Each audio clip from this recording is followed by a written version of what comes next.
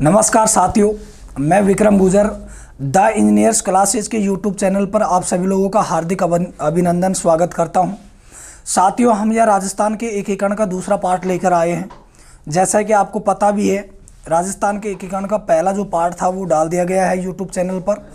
दूसरा राजस्थान के एकीकरण का जो पार्ट है वो लेके आए आज यहाँ। लेकिन दोस्तों, कुछ बच्चों के कमेंट्स आए थे। कुछ बच्चों ने कहा कि सर, अगर इसी राजस्थान के एकीकरण के जो 7 चरण हैं इनको अगर थोड़ा सा अगर मैप से समझा देते तो हमको थोड़ा सा प्रॉब्लम्स नहीं आती। तो हमको थोड़ी सी सर इसको मैप पर बताने की कृपा करें। तो इसलिए मैं आपको उन बच्चों को ध्यान में रखता हुआ राजस्थान के एकीकरण के जो 7 चरण हैं उसकी मैंने ट्रिक्स आपको पहले वाले वीडियो में बता दिए। उस ट्रिक्स को याद कर लीजिएगा। और उससे भी अगर आपको याद नहीं हो रही, किसी प्रकार के अगर आपको प्रॉब्लम्स आ रही है, तो यहाँ राजस्थान के 7 चरणों को हम मैप के ऊपर भी हल्का सा देख लेते हैं। देखिए साथियों, मेरे प्यारे मित्रों,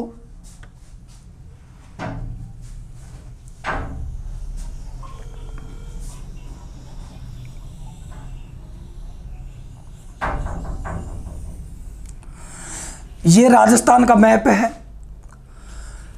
इसमें एक चरण तो ये बना था जिसका पहला चरण, दूसरा चरण ये बना था, ये हो गया सेकंड चरण। यहां पर एक छोटी सी रियासत है और इस रियासत का नाम है उदयपुर। कौन सी रियासत है? उदयपुर रियासत। ये एक बहुत बड़ा क्षेत्र है। एक चरण ये बना था, ये हो गया था चौथा चरण। तो अभी इनमें हम बात करेंगे चरणों की। पहला चरण कौन सा है, दूसरा कौन सा है, तीसरा कहां पर है, चौथा, पांचवा, छठा कहां पर है। तो ये पहला चरण था और इस पहले चरण का नाम है मित्रों मत्स्य संघ। क्या नाम है इसका? मत्स्य संघ। और ये है, अब इसको कैसे याद रखना है, ये दिशा कौन सी है? पूर्व। कौन सी दिशा है? पूर्व दिशा। तो नाम क्या हो गया इसका? पूर्व राजस्थान संघ। क्या नाम हो गया? पूर्व राजस्थान संघ। आपको पता है कि अगर कोई भी वस्तु, एक वस्तु दूसरी वस्तु में जाकर मिलती है तो वो संयुक्त रूप कहलाती है या संयुक्त रूप बन जाती है।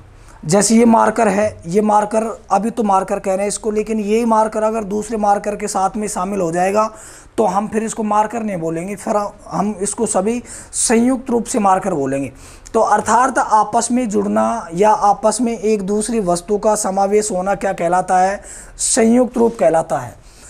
ये जो रियासत थी उदयपुर रियासत, ये उदयपुर रियासत जाकर मिलेगी किसमें? पूर्व राजस्थान में। उदयपुर रियासत पूर्व राजस्थान में जाकर मिलेगी। तो मिलने को क्या बोलते हैं? संयुक्त। क्या बोलते हैं? संयुक्त। और किस में जाकर मिल रही है? पूर्व राजस्थान संघ में। तो चरण कौन सा हो गया? संयुक्त पूर्व राजस्थान। ये कौन सा हो गया? तीसरा चरण। उसके बाद में ये एक बहुत बड़ा क्षेत्र है और बहुत बड़े क्षेत्र को क्या बोलते हैं? वृहद बोलते हैं। तो ये हो गया वृहद राजस्थान। वृहद राजस्थान संघ। अब ये जो वृहद राजस्थान संघ है ये भी जाकर मत्स्य संघ में मिलेगा। अर्थात मत्स्य संघ किस में आकर मिलेगा? वृहद राजस्थान में मिलेगा। तो मिलने को क्या कहेंगे? वो ही संयुक्त रूप। अर्थात ये इसमें जाकर मिला तो ये हो गया संयुक्त। मिलने को क्या कहेंगे? संयुक्त। और किस में जाकर मिल रहा है? मत्स्य संघ में। कौन जाकर मिल रहा है? वृहद राजस्थान। तो चरण का क्या नाम हो गया? संयुक्त वृहद राजस्थान संघ। ये कौन सा हो गया? चरण पांचवा। छठा चरण कौन सा था? राजस्थान संघ। और सातवां चरण कौन सा था? वृहद राजस्थान संघ। ये 7 चरण हो गए। पहला चरण ये हो गया मत्स्य संघ, दूसरा ये पूर्व राजस्थान संघ हो गया, तीसरा उदयपुर रियासत इसमें आकर मिली तो संयुक्त पूर्व राजस्थान हो गया तीसरा चरण। चौथा चरण ये रहा वृहद राजस्थान। पांचवा मत्स्य संघ वृहद राजस्थान में आकर मिला तो क्या हो गया? संयुक्त वृहद राजस्थान। ये पांचवा चरण है। और ये छठा चरण राजस्थान संघ और सातवां वर्तमान राजस्थान संघ। सॉरी, हाँ सातवां चरण वर्तमान राजस्थान संघ। इस तरीके से ये 7 चरण इस तरीके से भी याद रख सकते हो, या फिर आप, मैंने आपको पहले ट्रिक से बताई थी, पहले वाला जो वीडियो डाला है राजस्थान एकीकरण का फर्स्ट भाग, जो पहला भाग डाला है, प्रथम जो पार्ट डाला है, उस पार्ट को आप देखें, ज़्यादा से ज़्यादा उसको शेयर करें, ज़्यादा से ज़्यादा उसको देखने की कोशिश करें, क्योंकि पहला पार्ट देखोगे तो ही दूसरा पार्ट समझ में आएगा। क्योंकि उस पहले पार्ट में मैंने बहुत सारी चीज़ें बता दी थी, उसमें एकीकरण से जो संबंधित थे वो मैंने आपको पहले वाले जो पार्ट था उसमें बता दिया था, और हम उस पार्ट में 4 चरणों तक डिस्कस कर चुके थे, 4 चरणों तक हम उसके बारे में पढ़ चुके थे। उसके बाद में आगे के जो 3 चरण शेष बचे हैं, उन चरणों को हम इस पार्ट में पढ़ेंगे। तो अब मैं आपको यहाँ पर थोड़ा सा एक बार 7 चरणों के बारे में बता देता हूँ कि 7 चरण में हमने क्या क्या पढ़ा था। हल्का सा देख लेना, थोड़ा सा लाइटली इसको, और उसके बाद में हम आगे बढ़ते हुए आज इस राजस्थान के एकीकरण को कंप्लीट करेंगे। उसके बाद में फिर नया टॉपिक उठाएंगे। जो भी होगा कमेंट्स में आप बता दीजिएगा, जो आपको टफ से टफ टॉपिक लगता है वो टॉपिक बता देना आप, कि सर हमको पढ़ने में इसमें प्रॉब्लम आ रही है, उसी टॉपिक को आपको पढ़ा दिया जाएगा, और वो भी बहुत ही इजी वे तरीके में। राजस्थान के 7 चरण थे एकीकरण के। पहला चरण मत्स्य संघ था, पहले बता चुका हूँ साथियों, थोड़ा सा स्पीड ले लूँगा इसमें। दूसरा चरण पूर्व राजस्थान संघ था। तीसरा संयुक्त पूर्व राजस्थान।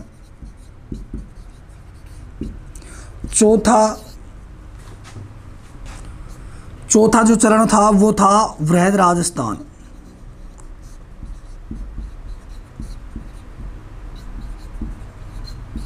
वृहद राजस्थान संघ। 5वां जो चरण था वो था संयुक्त वृहद राजस्थान संघ।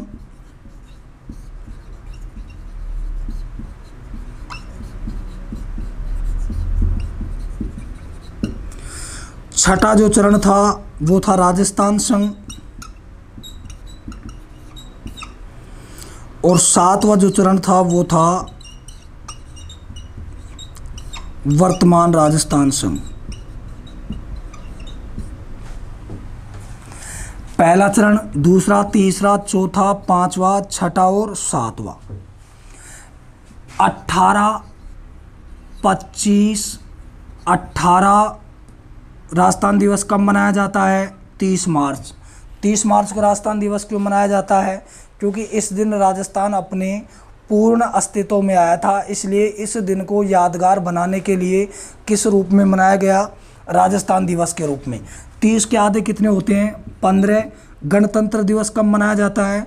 26 जनवरी को। कब मनाया जाता है? 26 जनवरी को। कितने हो गए? 1, 2, 3, 4, 5, 6, बचे कितने शेष? 1, अर्थात 1 नवंबर। 18 मार्च, 25 मार्च, 18 अप्रैल, 30 मार्च, 15 मई, 26 जनवरी और 1 नवंबर। अब इनकी बात करेंगे सन की। पहले 3 चरण बने 1948 में। पहले 3 चरण कब बने थे? 1948 में। अगले 2 चरण 1949 में बने थे। अगला 1950 में बना था। और लास्ट चरण कब बना था? 1956 में। पहले चरण में कितनी रियासतें आई थी? 4 रियासतें आई थी। कौन कौन सी? A+B+C+D। वो मैंने आपको पहले भी इसके बारे में सारा समझा चुका हूँ। मैं आपको पहला वाला जो पार्ट है उसमें देख लेना साथियों। फिर बता रहा हूँ आपको। दूसरे में 9 रियासतें आई थी। और वो 9 रियासतें कौन सी थी? प्रभु, हे प्रभु, काकी साको,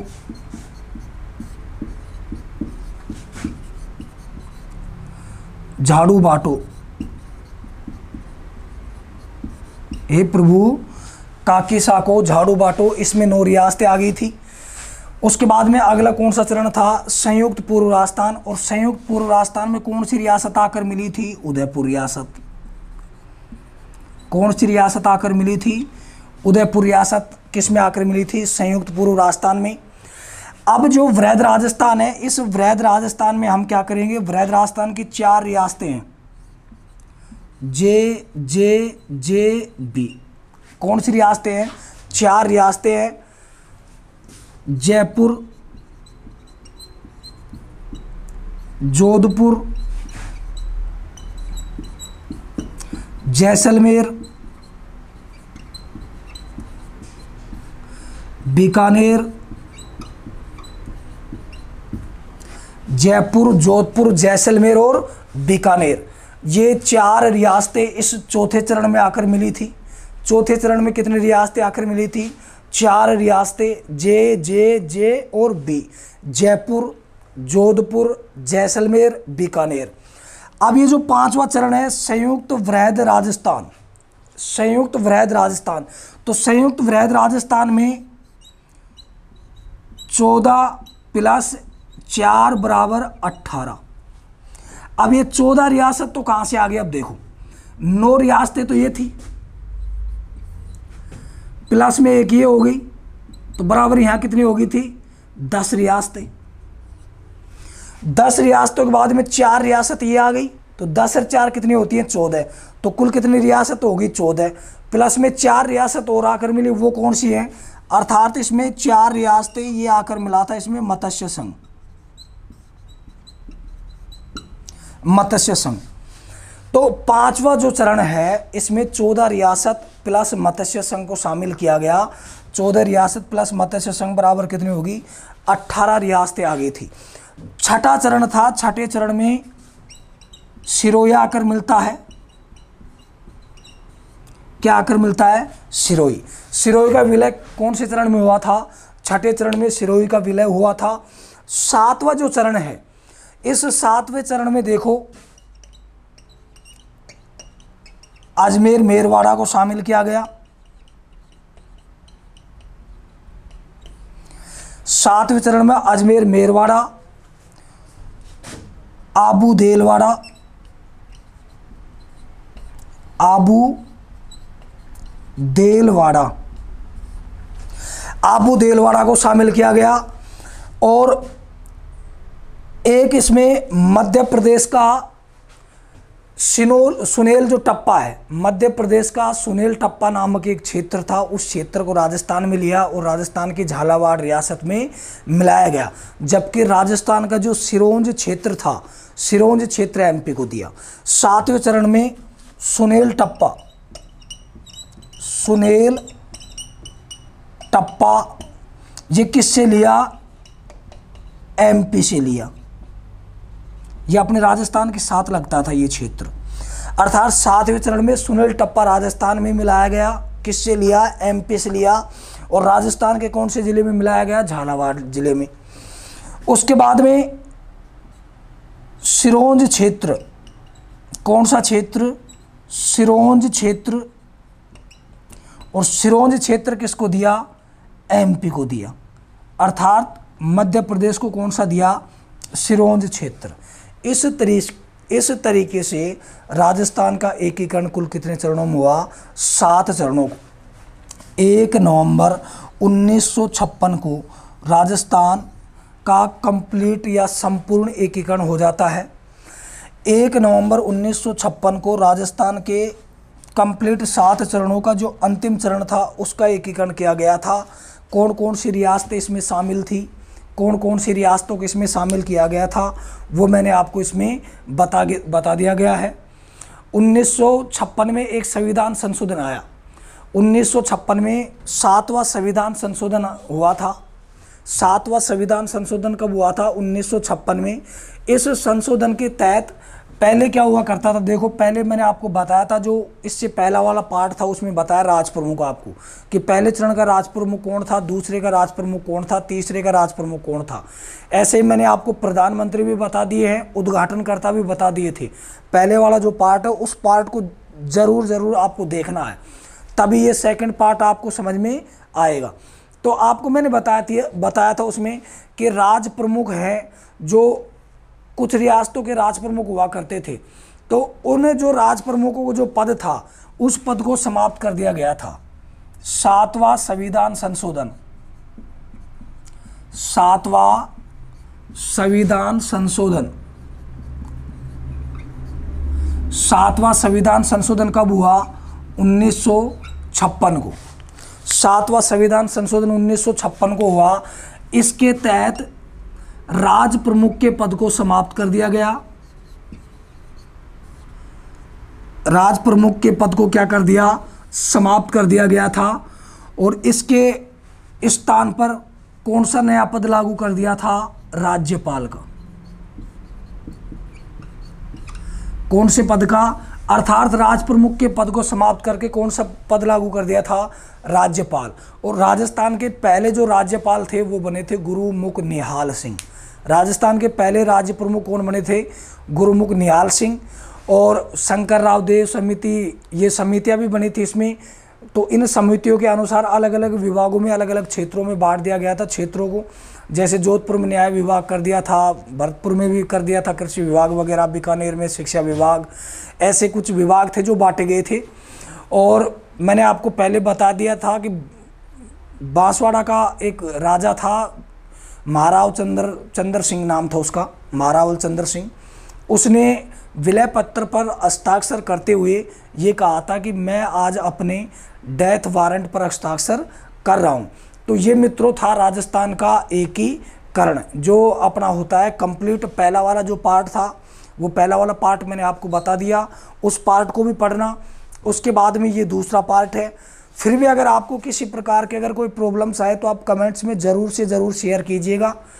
अगर किसी प्रकार के आपको किसी भी प्रकार की प्रॉब्लम्स हो तो, क्योंकि आप लोगों का प्यार ही हमारी ताकत है और आप लोगों का साथ ही हमको चाहिए। आप लोगों को साथ होना हमारे लिए बहुत ही बड़े गर्व की बात है कि आप लोग हमको सपोर्ट करोगे। ये राजस्थान का एकीकरण था बहुत ही अच्छे तरीके से, और यहीं से क्वेश्चन निकल के आते हैं। अब किताबों में तो आप देखोगे, किताबों में तो महाभारत छाप रखे हैं, दुनिया भर के पेज बना रखे हैं, क्योंकि उनको तो पब्लिश करना है। किताब का जितना ज़्यादा पेज होंगे उतनी ज़्यादा महंगी बिकेगी वो। जबकि क्वेश्चन यहीं से आने हैं। अभी हाल ही में 2nd ग्रेड का एग्ज़ाम हुआ था, लैब असिस्टेंट का एग्ज़ाम हुआ था। लैब असिस्टेंट में भी ये उदयपुर रियासत को पूछ लिया गया था कि उदयपुर रियासत का राजस्थान के किस चरण में विलय हुआ था। तो राजस्थान के किस चरण में आई थी? ये संयुक्त पूर्व राजस्थान में उदयपुर रियासत का विलय हुआ था।